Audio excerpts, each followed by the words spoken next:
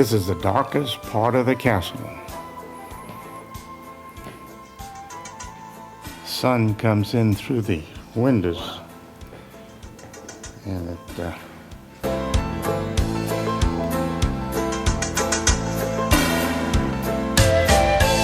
this is where food and weapons were stored. Little graffiti here from 1901.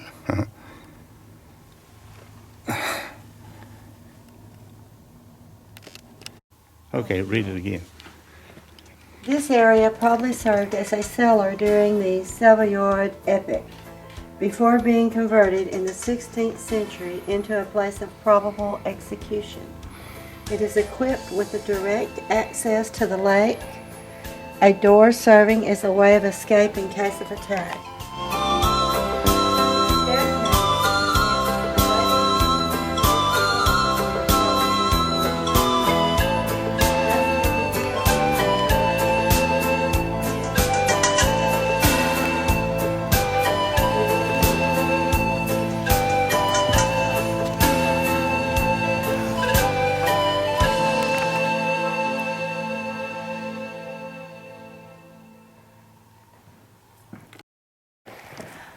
Oh, there it is.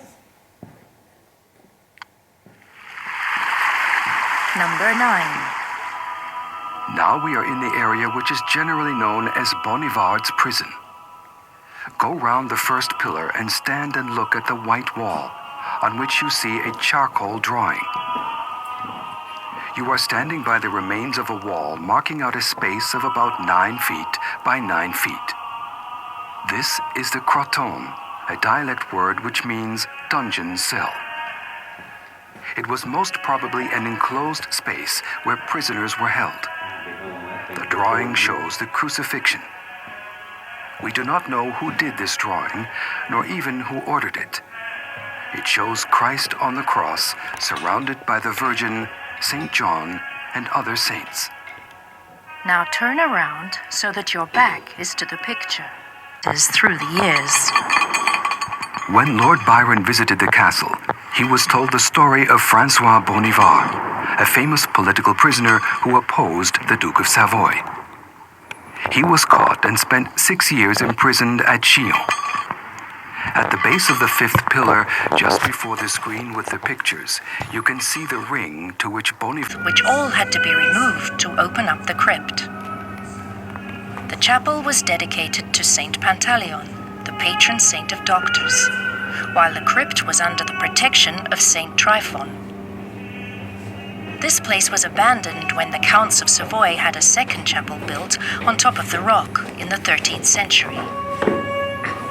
Go up to the grating and look through the bars. In this area you see the remains of an altar which dates back to the 11th and 12th centuries, making it one of the oldest religious remains still visible in Chillon.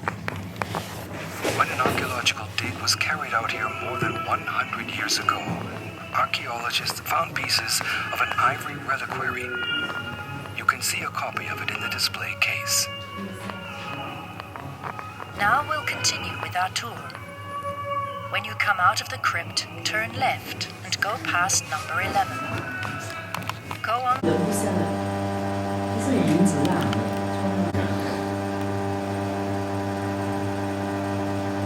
Okay. Where's the dog, Joe? Where's the dog? That was me. I know. Let me hear him again.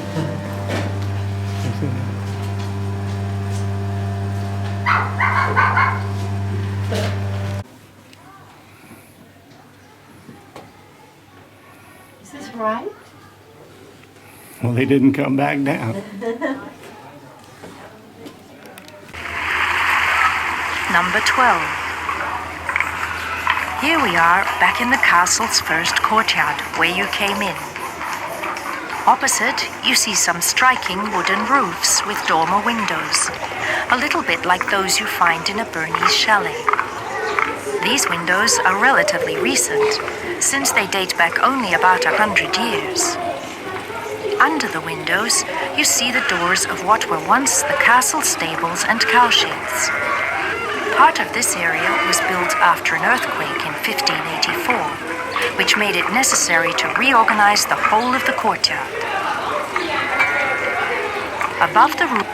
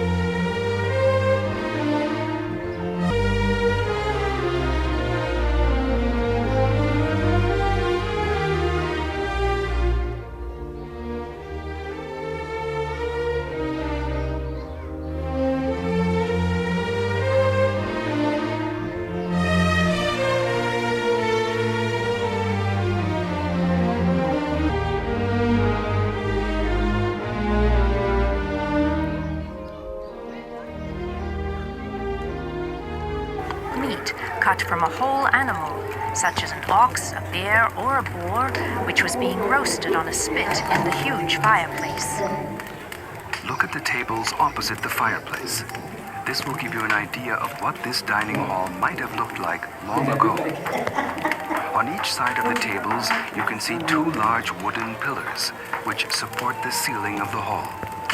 The ceiling, which has been partially restored, is 600 years old. The pillars, which were originally brightly painted, are older still.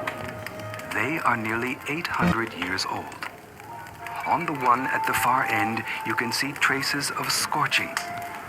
Those are marks left by the torches used as lighting for the hall. The painted wall hangings are copies of originals, which date from the 14th century. As for the geometrical chevron design decorating the walls, we could call them the medieval equivalent of wallpaper. Before leaving this room, take a look at the stunning view opening out before you through the Gothic windows. From here, the governors of the castle had a view over practically all the lands of the lords of Savoy. Take your time to enjoy the view, and when you are ready, please go up to the next floor using the spiral staircase. Castle's second great.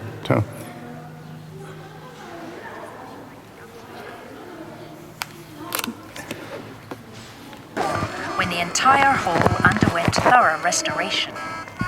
In the castle, archaeologists had found small fragments of so-called cover fillets.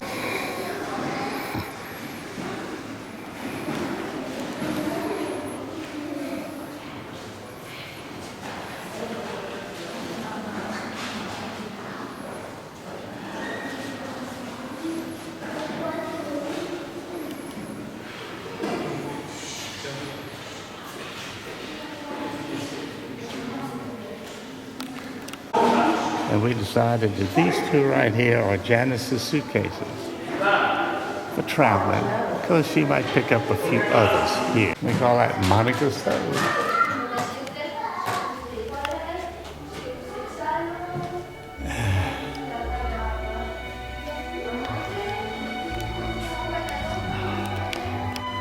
Wash your face and brush your teeth.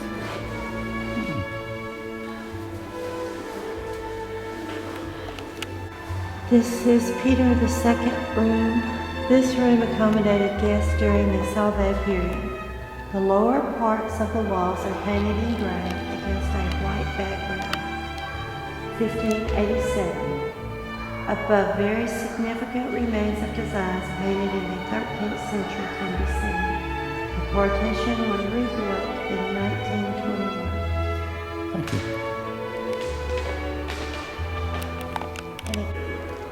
The plain cross on a red field is still the coat of arms of the House of Sauvé to this day.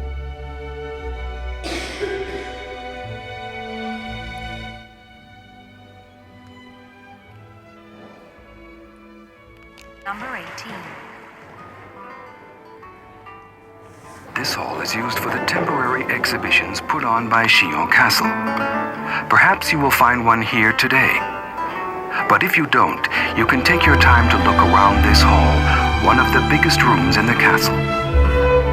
The Bernese used this hall for their receptions, just as the Savoys had done before them. The hall is known by all sorts of different names: the Aula Magna Superior, the Aula Paramenti, and the Knights' Hall, and also the Hall of the Coats of Arms. Indeed, if you look above the door which you came in by, you will see the coat of arms of the canton of Bern with its famous bears. There is also the long row of coats of arms painted on 3 of the 4 walls. Each of these arms is that of one of the 50 or so bailiffs appointed to this castle over a period of more than 250 years. The bailiffs were the representatives of the Bernese authorities, and they administered the castle and the lands belonging to it from 1536 onwards.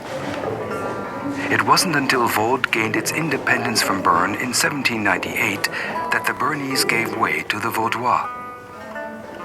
That is why at the far end of the frieze we can see the coat of arms of the canton of Vaud, whose colors are white and green. Don't leave this hall without looking up at the wonderful ceiling. It dates back 6 centuries.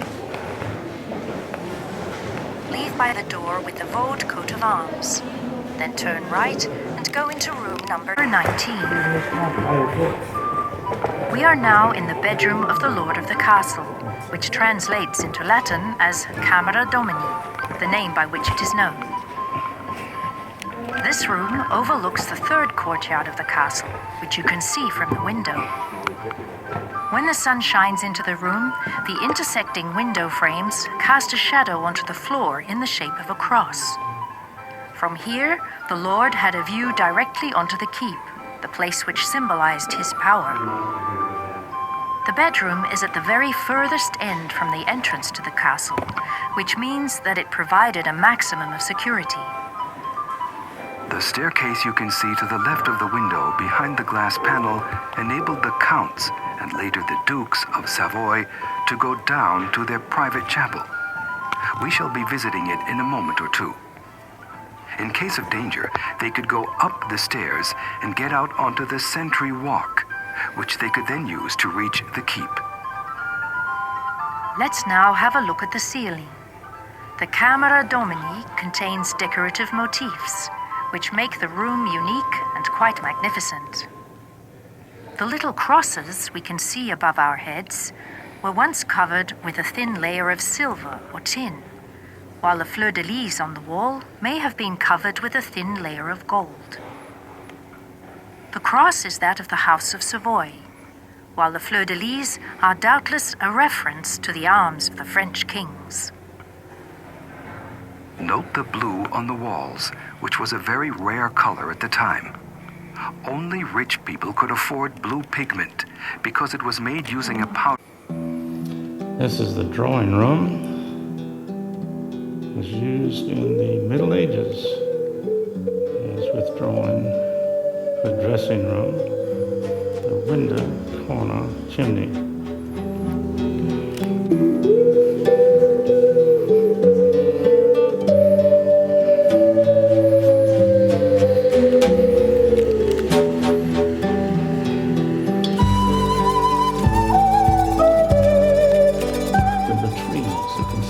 Dates from the 13th century. The latrines or privies were originally used for waste, either human or household refuse. The double opening could indicate a collective use of the privies.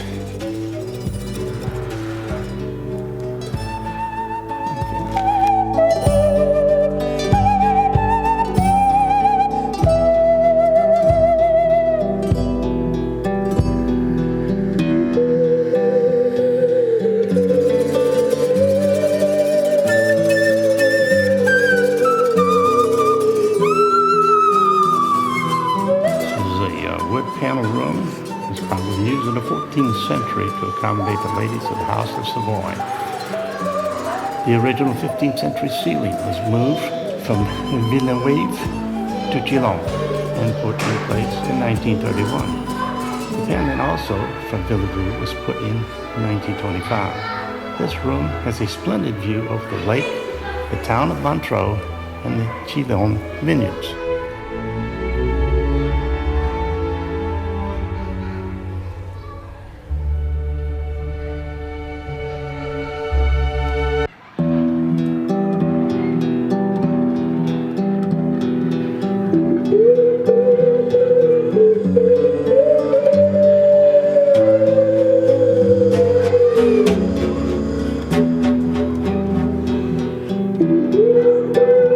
Views of counts and later the dukes of Savoy and the narrow circle of immediate family and followers. Do you remember the spiral staircase which the count used to go from his bedroom down to the chapel? That's the staircase you can see behind the glass panel right by the point where you came in. This chapel, which is in the upper part of the fortress, was dedicated to St. George. The figures of saints and prophets painted on the ceiling and walls illustrate stories taken from Scripture.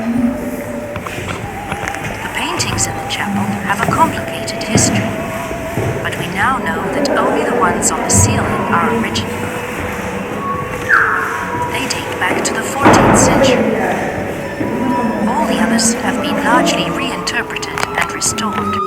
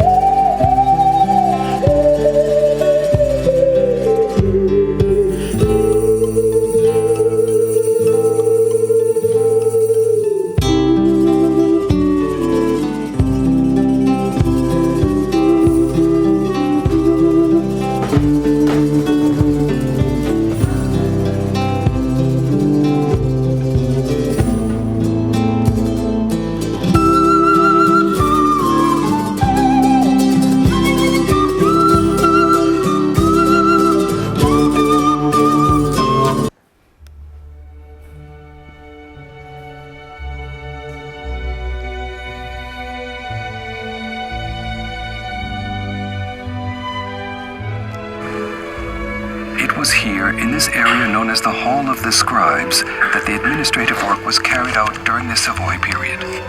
There is a wealth of archives about Chillon.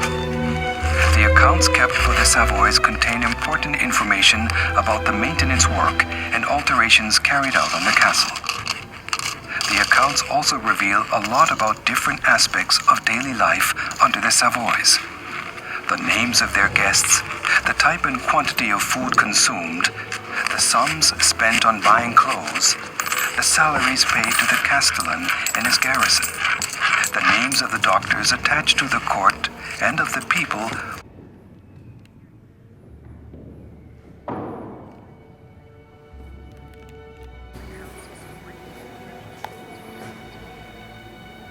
32. Chillon Castle, in the shape you see when you visit it today, is the result of several centuries of construction and alterations. Bit by bit.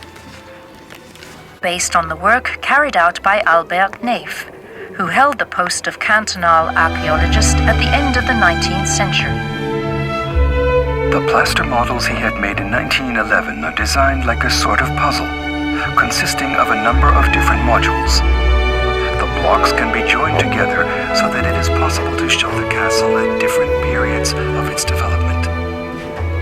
At the time these models were being made, Neff took a series of photographs illustrating the different phases of construction.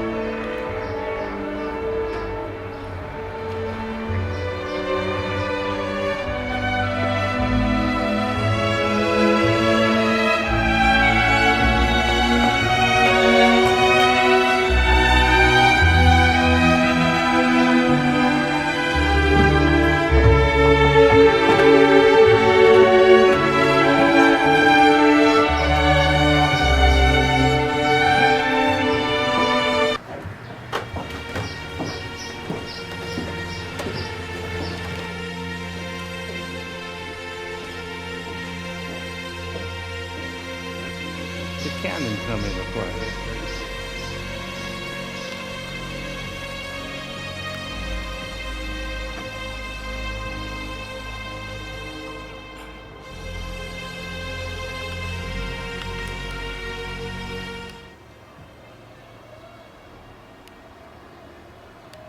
I guess everybody had to tell time.